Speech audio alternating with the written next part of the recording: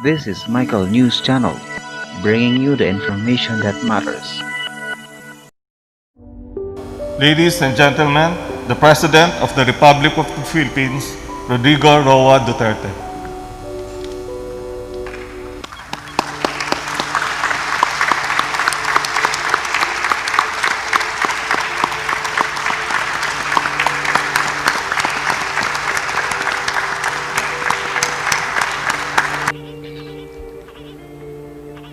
We live in a troubled time. A dream of prosperity for our country was suddenly snuffed by a pandemic virulent virus. No nation was spared. Neither rich nor poor were exempt from the onslaught of this deadly disease. But let us not despair. The vaccine is around the corner. Sooner and not later, the virus that gobbled up thousands of lives will itself be laid to rest. In the meantime, let us express the nation's gratitude to those who courageously and willingly put their lives on the line to serve the people and country. We share the griefs of their families, and no amount of tears can compensate their great losses. My countrymen, it is sad that while government focuses its attention resources to battle the coronavirus, there are those who take advantage of a preoccupied government. One of them is Senator Frank Dillon. In an interview, he arrogantly mentioned, among others, that oligarchs need not be rich. Then he linked the anti-dynasty system with oligarchy, and the topic was my daughter and son. This happened after the Committee of Franchise voted 70-11 to deny the grant of franchise to ABS-CBN. Obviously, he was defending the Lopezes, that they are not oligarchs. Great wealth enable economic elites and corporations to influence public policy to their advantage. Media is a powerful tool in the hands of oligarchs like the Lopezes, who use their media outlets in their battles with political figures. I am a casualty of the Lopezes during the 2016 election. The dealers and purveyors of illegal drugs, hiding in the shadow of COVID-19, have stepped up their activities.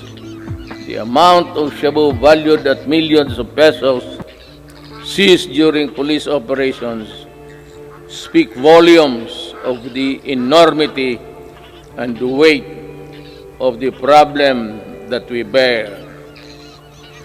The corrupt, the grafters, and the influence peddlers also take advantage of their fear and confusion that coronavirus generates the financial and material assistance of government to the unemployed, the sick, and the destitute, running into billions of pesos, are not spared from corruption and ineptitude. Even the donations for well-meaning private persons are schemed before reaching their intended beneficiaries. In the pursuit of common goals and objectives, when the pandemic struck, I decided to prioritize life over other considerations according to experts. The intervention that the government had put in place prevented as much as 1.3 to 3.5 million infections. To me, even if the numbers were much lower, it would still be and would have been worth the sacrifice we made. Buhay muna bago lahat. Admittedly, our implementation of the social amelioration program was not perfect, and some opportunists turned crisis into opportunity. We will catch up with you sooner than you think. Until the COVID-19 vaccine is available, I will not allow the traditional face-to-face teaching or learning unless the risk of exposure to the sickness are eliminated. I cannot and will not put to rest the health and lives of our students and teachers. Life that is lost is lost forever. Costs that are not substantial can be supplemented. Education that is delayed can be recovered. We must implement online learning, modular learning, and TV and radio-based broadcasts, which students coming from different backgrounds can avail. DepEd will provide the printed modules for those who cannot afford online learning. In support of the learning continuity program through blended learning, we plan to increase the number of schools with ICT equipment in the coming months. The DepEd and the DITC are building up the public education network or PEN that will connect all public schools and DepEd offices nationwide. We will prioritize the connection of all last-mile schools and those with no electricity supply can have it via satellite and energized via solar panels.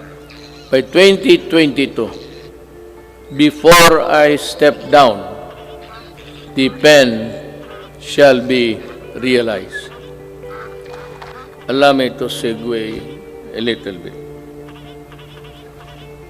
For the remaining 2 years of my term, I call on our communication companies to improve their services lest we be forced to take drastic steps to address the less than deal service that the public is getting from you. Alam mo, sisingit na lang ako dito.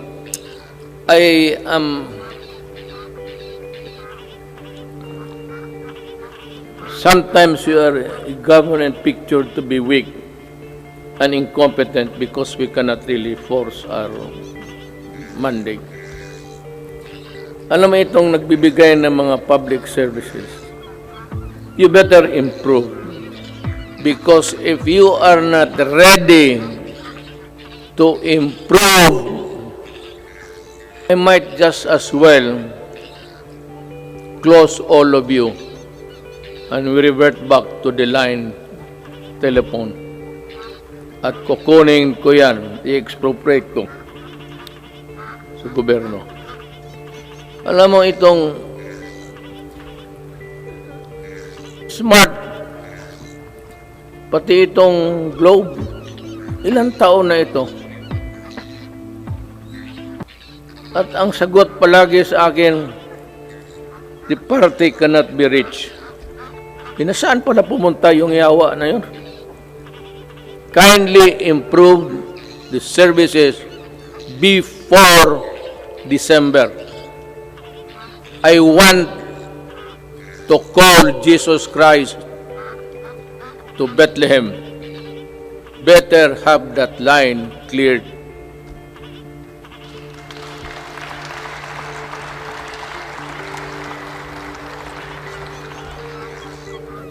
Tell us now if you cannot really improve on it, because I will work by December. I have 2 years. The next 2 years will be spent improving the telecommunications of this country without you. I will find a way.